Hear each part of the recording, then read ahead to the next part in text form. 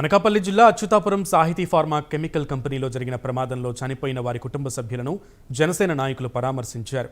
జనసేన నేతలు కూనా తాతారావు, సుందరపు విజయ్ కుమార్, ఉషా కిరణ్ బాధితుల కుటుంబ సభ్యులను పరామర్శించి ధైర్యం చెప్పారు.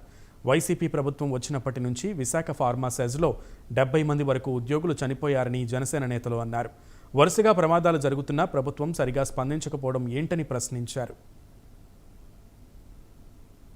4 సంవత్సరాల నుంచి పాలిమర్స్ ఎప్పుడైతే యాక్సిడెంట్ అయిందో అక్కడి నుంచి మేము మా పవన్ కళ్యాణ్ గారు లెటర్ ఇవ్వడం జరిగింది. విశాఖపట్నం ప్రధానంగా ఇండస్ట్రీస్ ఉన్నాయి, ఇక్కడ safety audit, periodical safety audit చేయాలి, సేఫ్టీ ఆడిట్ మొదలు పెట్టాలని చెప్పినా ఇప్పటి వరకు నిమ్మకు నీరెత్తినట్టు గవర్నమెంట్ ఉంది. ఈ రోజుకి కూడా సేఫ్టీ ఆడిట్ చేయలేదు. దానికి పర్యావసన ఇప్పుడు ఈవెన్ మీరు హెచ్పిసిఎల్ చూసుకోండి, హెచ్పిసిఎల్ ఈసారి ఇప్పటికి 4 యాక్సిడెంట్లు అయినాయి. అలాగే ఫార్మాసిటీ పర్వాడలో ఒక 4-5 యాక్సిడెంట్లు అయినాయి. అలాగే అచ్యుతాపురంలో ఒక 4-5 యాక్సిడెంట్లు అయినాయి. అయినా కూడా వీళ్ళు ఎక్కడ కూడా పట్టించుకోకుండా ఇష్టానుసారంగా బిహేవ్ చేస్తున్నారు. ఎంత దారుణంగా బిహేవ్ చేస్తున్నారంటే కనీసం ఏదో జరిగింది, ఎవరు ఎలా పోతే మాకెందుకు అనే పరిస్థితిలో ఈరోజు ఇండస్ట్రీ మినిస్టర్ ఉన్నాడు. 4 ఏళ్ల నుంచి ఇప్పటికే 50 మంది వరకు వివిధ ప్రమాదాల్లో చనిపోయారు. 150 మంది పైసలుగా తీవ్ర గాయాల పాలై వారు ఉపాధి చేసుకోలేని పరిస్థితుల్లో ఉన్నారు. ఇక్కడ పరిశ్రమల శాఖ మంత్రి ఇక్కడే ఉన్నప్పుడు కూడా ఈ చుట్టుపక్కల పరిశ్రమల్ని పీరియాడికల్గా 3 నెలలకు ఒకసారి భద్రతా చర్యలపైన, ఆ యాజమాన్యాలు తీసుకుంటున్నటువంటి చర్యలపైన ఆడిట్ జరపడం ఒక పక్క అయితే సమీక్షించడం రెండో పక్క. అసలు ఈ మంత్రి, పరిశ్రమల శాఖ మంత్రి సంవత్సరం అయిపోయింది వచ్చి, నువ్వు పరిశ్రమల శాఖ మంత్రిగా ఒక్కసారైనా పరిశ్రమలు సమీక్షించావా?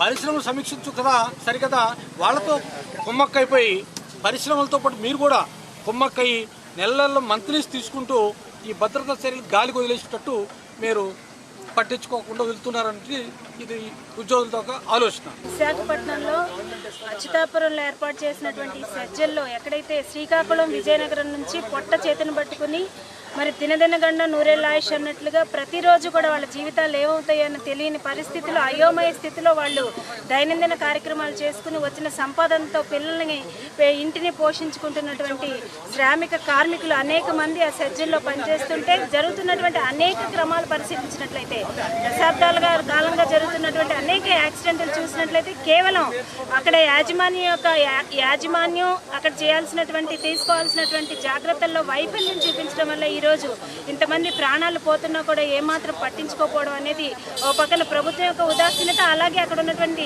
యాజమాన్యం యొక్క ఉదాసీనతగా జనసేన పార్టీ భావిస్తుంది. ప్రభుత్వం అయితే ఇక్కడ లోపల కలెక్టర్ గారు కానీ ప్రభుత్వం డిమాండ్ చేస్తున్నారు, ఇన్స్టెంట్గా వాళ్ళకి నష్టపరిహారం ఎంతో కొంతమంది ఇచ్చి వాళ్ళని ఆదుకోండి.